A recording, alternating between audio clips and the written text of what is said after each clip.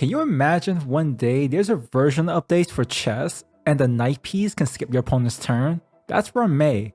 As our very first limited 5-star Harmony character, there are so many reasons to pull for her. She may be a Harmony character, but that won't stop her from doing damage to your wallet. But how good is she really when comparing her to our existing roster of Harmony characters? Who can she realistically replace in the existing teams? Let's talk about it. But life will always wither.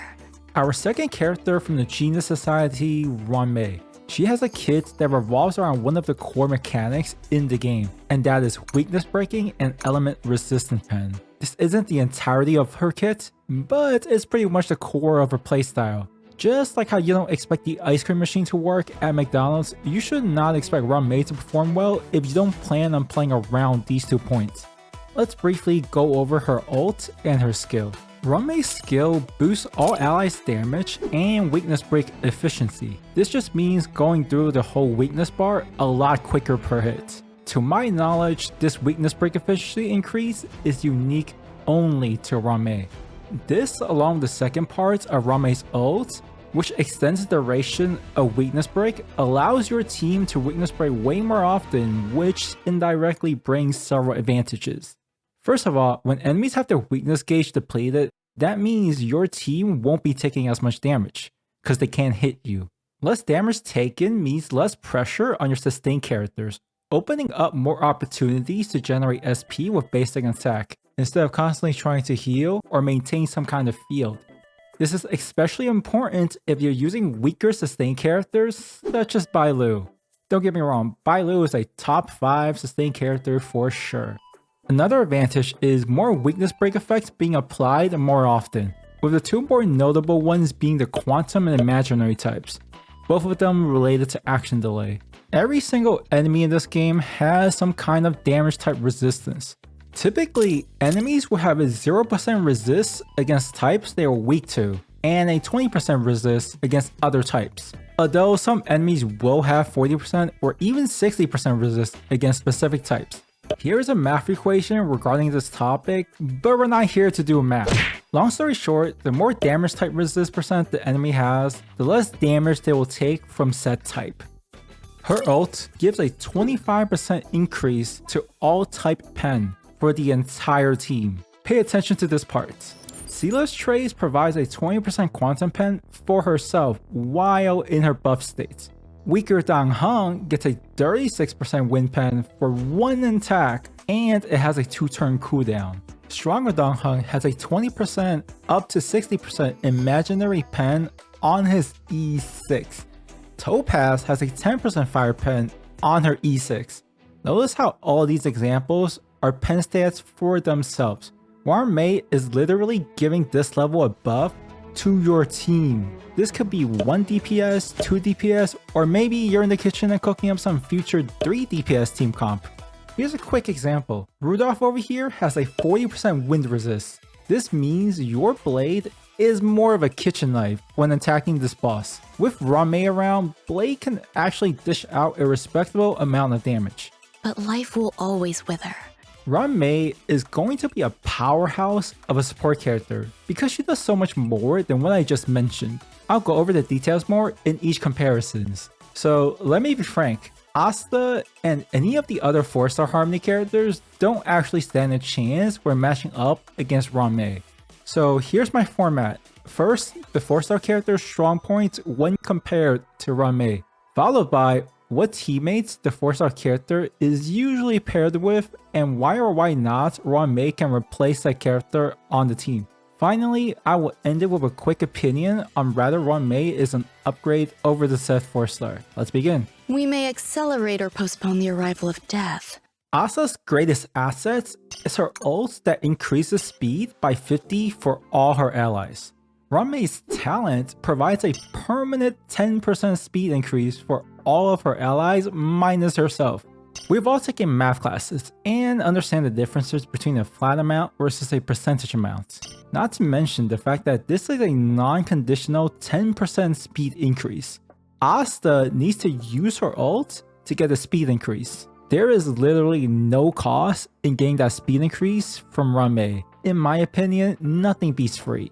Another one of Asta's advantages is her giving out attack percent and fire damage percent to all her allies. But if you look over Ruan Mei's side, she's giving out all type resist pen, weakness break efficiency, damage percent increase, and even break effect percent. Because why not?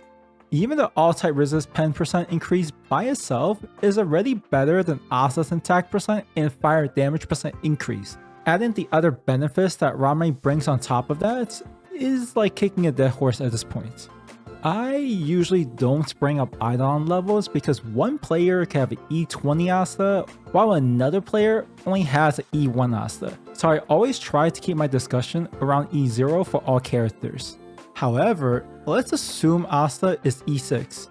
One of the biggest factors going on for E6 Asta is how SP friendly she actually becomes compared to her E0 counterpart.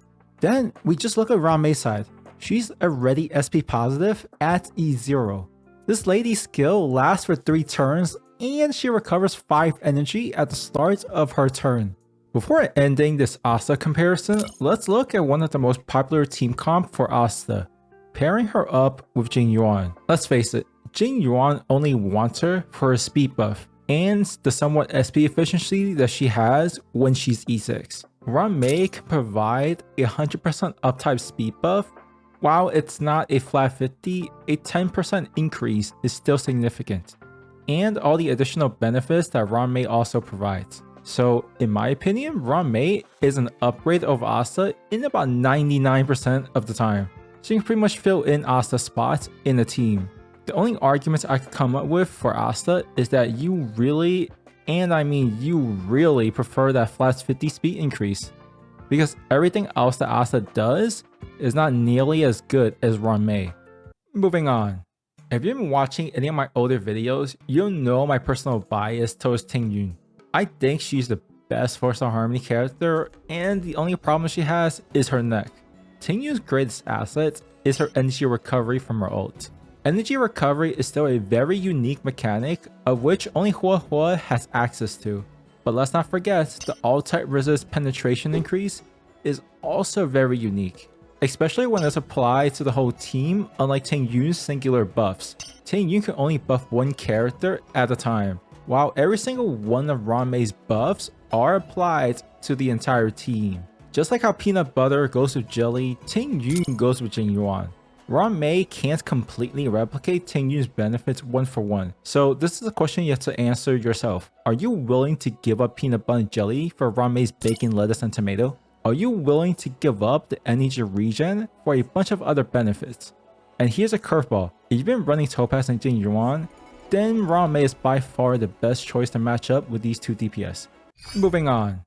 Yukong's greatest asset is her insane damage boost that she can provide. She provides the biggest attack percent boost out of all the Harmony characters at 80% with her skill.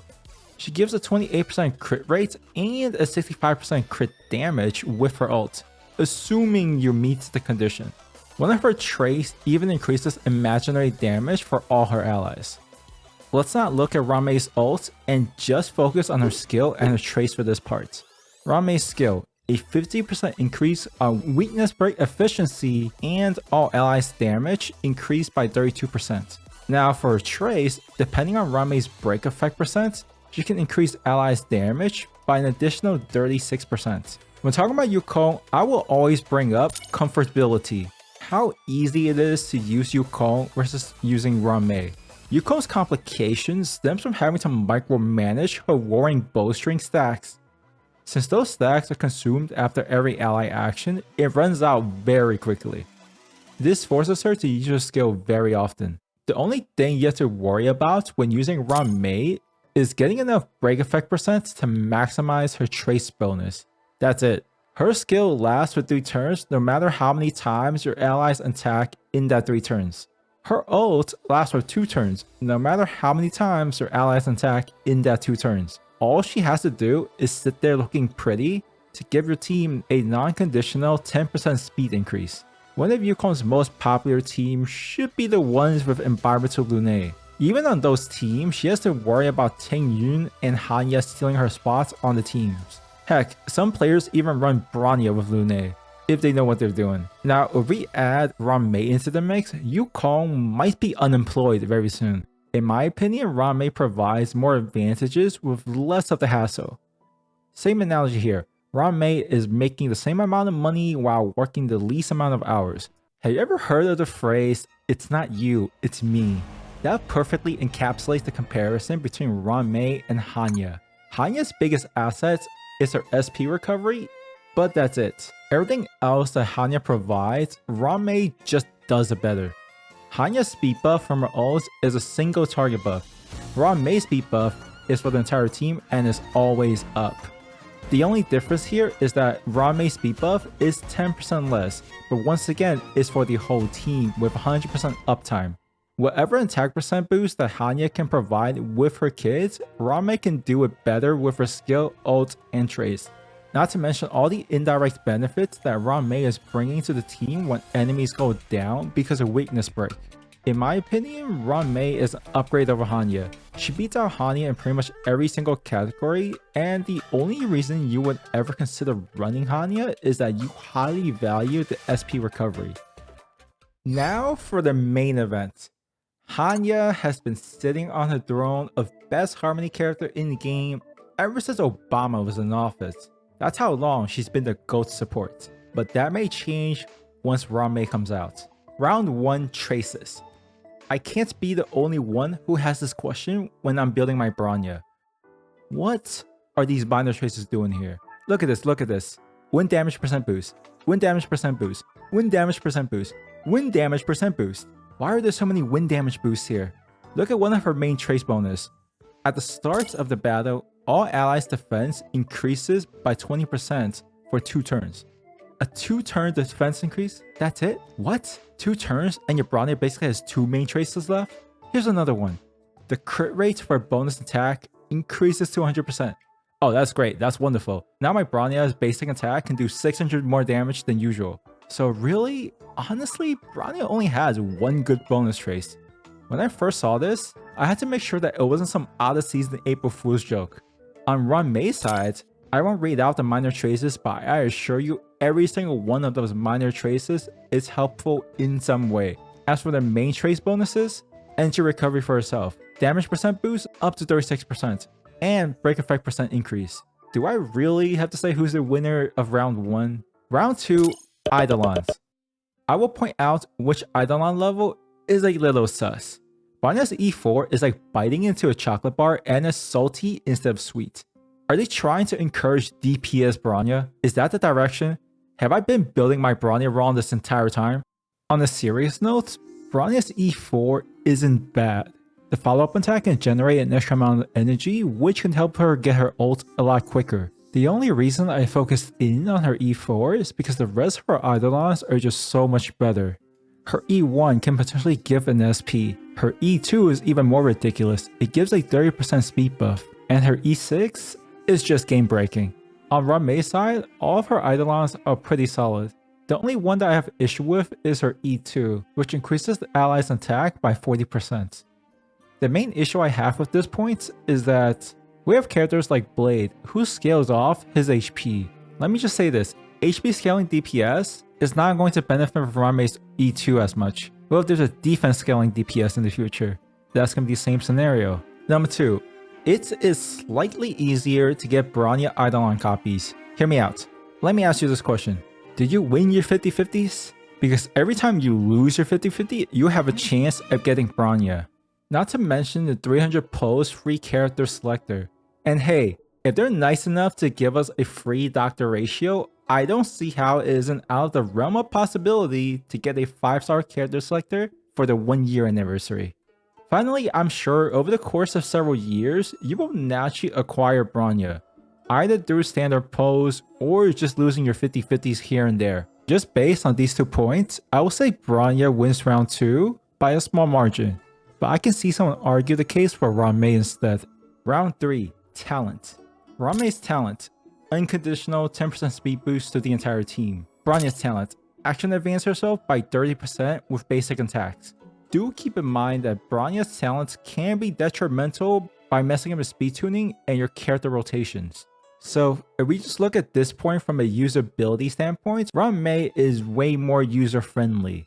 Round 4, skills. Bronya's skill gives action advance and increases the teammate's damage by 66%. Ruan Mei's skill provides a 50% increase to weakness break efficiency and damage by 32%. Here are the key differences. While Bronya does provide a larger boost, it is a buff for one teammate. Ruan Mei's boost, on the other hand, is for the whole team. Regarding the action advance, we all know how broken this mechanic is. In a turn-based combat, being able to manipulate turns is going to age very well until the end of this game's lifespan, to be honest. I do have to point out one thing though. Let's not undervalue the importance of weakness break, which is also another core combat mechanic. I mentioned this earlier. If enemies are down from weakness break, that means your team is less likely to get CC'd. They are less likely to get hit, which means less pressure on your sustain character. To top it all off, more weakness breakdown means more frequency of element break effects being applied. Both skills are beneficial to any teams, but if we have to zoom in on it, then Ruan Mei's skill is more beneficial towards double DPS teams, while Bronya's skill will benefit more towards hyper carry teams. It's hard to conclude who's the winner for round 4. It honestly comes down to personal preferences. Round 5, ult. It is difficult to compare the ults. It's like trying to compare apples to oranges. Bronya increases attack and crit damage for 2 turns. Ruan Mei increases all type res pen, and she extends the duration of weakness break. Coincidentally, both ults have a 2-turn duration, but there's a key difference here. Let's look at this clip real quick. Bronya uses her ult. Looking at the detail page, we can see that Bronya's buff 2 turns duration. Fast forward, here is the number of turns after blade attacks. Bronya's ult duration counts independently for each character. This means after blade attacks twice, he loses Bronya's ult buff. With Ruan Mei, the turn duration only goes down at the start of Ruan Mei's turn. This means that your other characters will benefit from Ruan Mei's ult field no matter how many times they attack within that 2-turn duration. To conclude this comparison, Ruan Mei and Bronya are extremely close in performance. The biggest outlier is the comparison between their traces. Ruan Mei just has better traces, while the rest of the comparisons are close enough where there isn't a clear-cut winner because it all comes down to what a player values more. For instance, do you value a larger damage percent increase on one character, or do you value a smaller damage percent increase on your whole team? So in my opinion, Ruan Mei isn't going to replace Bronya at all. If you're running a double DPS comp, Ruan Mei should have the edge here. But if you're doing a standard hyper carry, then Bronya should have the edge. We should also keep in mind that these two can coexist on the same team.